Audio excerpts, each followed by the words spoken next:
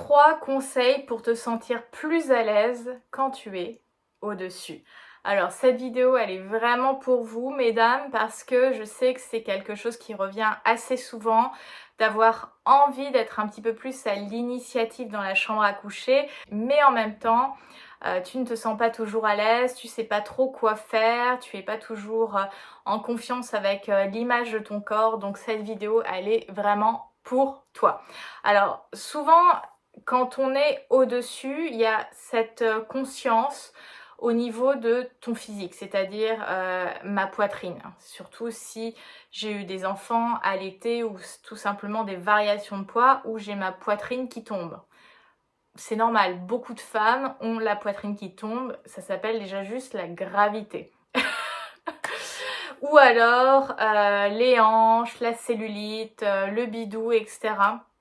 Donc il peut y avoir ce côté très forte conscience de mon corps parce que je suis au-dessus, que je vais pas forcément me mettre sous la couette alors que je suis en mode andromaque sur mon partenaire, etc. Donc dans ces moments-là, je pense que c'est totalement bienvenu, totalement ok, pas du tout un signe de je manque de confiance en moi, d'ajuster le contexte. C'est-à-dire si ça te déconcentre de trop, de sentir ta poitrine complètement libre de ses mouvements et gigoter dans tous les sens, conserve ton soutien-gorge. Si tu te sens trop happé par la luminosité, tamise la lumière. Donc en fait, c'est de moduler les éléments du contexte pour que tu puisses te concentrer sur ton plaisir. Donc si tu es plus à l'aise en mettant une sorte de kimono de soie ou la chemise de ton partenaire ouverte ou un sous-vêtement ou de tamiser la lumière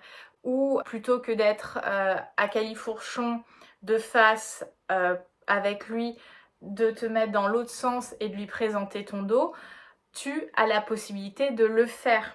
C'est toi qui es responsable de ton plaisir et de ces éléments qui peuvent t'inviter un peu trop facilement, entre guillemets, à te sortir du moment présent. Donc de décider comment tu vas moduler le contexte à ce moment-là, tu as tout à fait le droit. Donc ça, c'est vraiment un point hyper important que j'avais envie de te partager et sur lequel j'avais envie de commencer cette vidéo parce qu'il y a tellement cette emphase mise sur la confiance en soi, sur le lâcher prise. Oui, bien sûr, c'est hyper important et moi, je te souhaite de kiffer être sur ton partenaire, sur ton homme, en étant nu, en lâchant totalement prise sur l'apparence, sur tout ça. Mais parfois on a besoin d'étapes ou alors il y a eu des moments où on se sentait super à l'aise et là il y a eu des contrariétés, il y a eu des choses qui diffèrent dans notre vie et qui font qu'on a besoin d'un petit coup de pouce. Et je pense qu'on a le droit en fait d'utiliser ces coups de pouce. Ça fait pas de nous une moins bonne partenaire ou une partenaire moins sexy. Au contraire, le fait qu'on organise le contexte vers notre plaisir pour réellement kiffer, ça nous rend d'autant plus responsables. Donc vraiment, allez-y mesdames, mettez en place le contexte qui vous favorise ce lâcher prise en étant au-dessus. Le deuxième élément qui va vraiment te permettre de gagner en confort quand tu es au-dessus de ton partenaire, c'est d'avoir un appui. Parce que, qu'on se le dise, ça demande réellement un effort d'être la personne qui est au-dessus. Parce que messieurs, généralement, ils se mettent sur leurs bras, etc. Ça demande quand même de la puissance, de la force. Donc d'avoir un appui, cet appui, ça peut être la tête de lit, comme j'ai derrière moi. D'ailleurs, je suis pas chez moi, je suis en Angleterre actuellement au moment où je filme cette vidéo. Donc ça peut être avoir comme appui le mur, la tête de lit, ça peut être s'appuyer sur le torse de ton partenaire, ou alors il te donne ses mains. Voilà, et tu agrippes ses mains et ça te permet d'avoir un appui et même ça peut être un jeu où il t'accompagne dans le mouvement. Ça peut être en t'appuyant comme ça sur ses cuisses ou comme je le disais, à la place d'être en face, donc imagine là tu as la tête de ton partenaire, tu te mets de l'autre sens, voilà, comme ça. Et en étant à califourchon dessus et tu vas t'appuyer sur ses cuisses. Je ne fais pas plus de détails sinon la vidéo sera censurée par YouTube. Donc d'avoir un appui, ça va grandement t'aider dans les mouvements et dans le plaisir que tu vas ressentir et insuffler la dynamique finalement que tu veux vivre dans ce moment intime où tu prends tout simplement les commandes.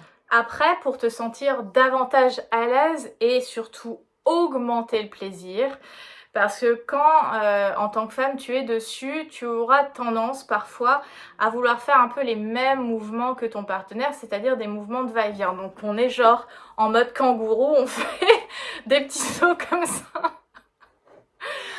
Alors que c'est pas le mouvement de va-et-vient qui va procurer le plus de plaisir, que ça soit à toi en tant que femme, mais aussi à ton partenaire.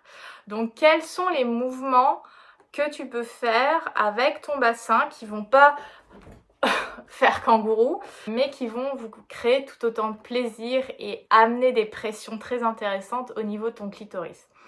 La première chose, ce sera les mouvements circulaires, c'est-à-dire où tu vas vraiment faire comme des cercles avec ton bassin, donc dans un sens, dans un autre. Il y aura toujours un sens qui sera plus facile pour nous. Ça dépend de notre anatomie. Des fois, ce sera plus le sens à droite qui sera agréable, d'autres fois, ce sera plus dans l'autre sens, tout simplement.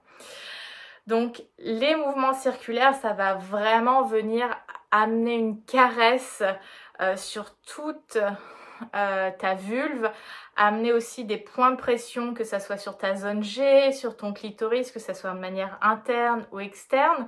Et puis ça va amener aussi une autre dynamique. En fait, quand tu es en mode circulaire, tu as des mouvements un petit peu plus suaves, tu peux gagner en ampleur, donc ça ralentit. Ou alors tu fais des cercles un peu plus petits et donc tu gagnes en rapidité. Donc ça, c'est vraiment quelque chose avec lequel tu peux t'amuser. Après, à la place du va-et-vient, tu peux aussi faire le mouvement de coulisses, c'est-à-dire que tu vas d'avant en arrière. Ou là, imagine, c'est ton partenaire, toi tu es au-dessus. L'idéal, c'est qu'il ait les jambes fermées, parce que ça va te donner plus de facilité dans le mouvement où tu vas le chevaucher. Donc, il a les jambes fermées, toi tu es au-dessus. Et en fait, tu vas faire un mouvement de coulisses. Donc, tu projette ton bassin en avant, tu le ramènes. Donc c'est un peu ce mécanisme de rétroversion, antéversion de ton bassin. Et voilà, comme dans le mouvement circulaire, tu peux avoir des mouvements de plus grande amplitude et donc avoir un mouvement assez lent, assez suave.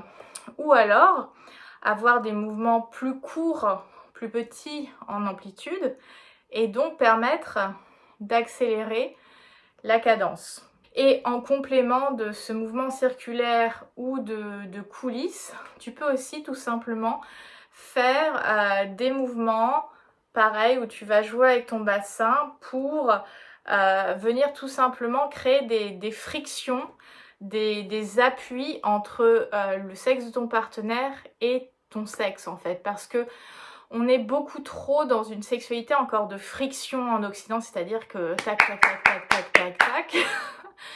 Alors que le frottement, le fait de juste avoir les tissus qui vont se comprimer, ça va amener tout autant de plaisir, ça va beaucoup moins fatiguer.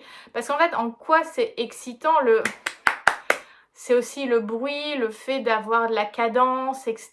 Et puis on a été tellement nourris avec cette image de la sexualité que avoir une sexualité plaisir extrêmement épanouissante sans ce... On a un peu du mal à se l'imaginer, alors que tous ces mouvements de pression, c'est... Voilà, donc ça peut être d'avant en arrière, le gauche-droite, parce que le clitoris préfère le mouvement gauche-droite. Donc ça va te permettre justement d'encore plus kiffer quand tu es au-dessus, parce que au-delà de c'est toi qui es au-dessus, c'est toi qui maîtrises, c'est que tu vas explorer ton plaisir et tu vas amener aussi ton partenaire à accompagner ton plaisir. C'est pas juste lui et son sexe qui te donnent du plaisir. Toi, tu prends du plaisir et tu décides de ok, donne-moi la main, on y va ensemble. Ça te permet réellement de te réapproprier ton corps, de te réapproprier ton plaisir. Et en essayant ces petites variations de l'explorer en fait, de voir qu'est-ce que je ressens dans ces moments-là, en faisant ces mouvements, en étant dans telle situation, tel contexte. Ça va vraiment te permettre de nourrir ton intimité complètement différemment.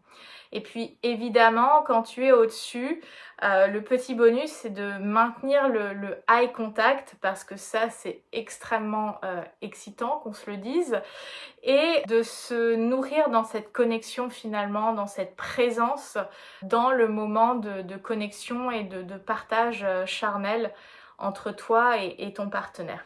J'espère que cette vidéo t'a plu. Si c'est le cas, je t'invite à t'abonner à la chaîne âme fauve et à liker la vidéo, voire même de la partager à une amie à qui ce serait très utile d'avoir ces conseils.